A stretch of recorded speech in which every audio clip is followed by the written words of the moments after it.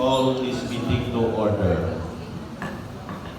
Okay, we can start with the invocation of national Israel. For the invocation, Mr. Chair, we are requesting Pastor Rector Labrador of United Body of Christ to lead us into prayer.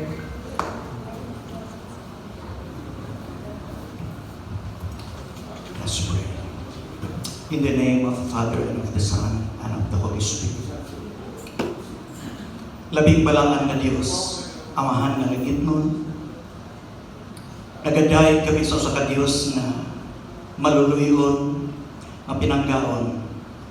Tungod niya nga gugma, niya kami nagtapok ni ini nga lugar aron among kaginoong pasidunggan, pinangagi sa among mga kinabuhi, sa mga trabaho ng imong gihatag kanamo. Nagapasalamat kami niining full council meeting. All through the years, Ginoo, ikaw nagauban kanamo. Nagapanalangin, Ginoo, sa siyudad sa Butuan. Nagapanalangin sa leadership ni Mayor Lagnada.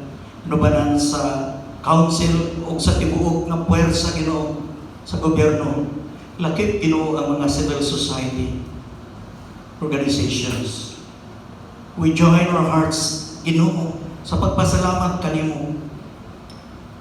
Dili lamang ning panahon sa Kapaskuhan, kundi sa tanang higayon sa among kinabuhi.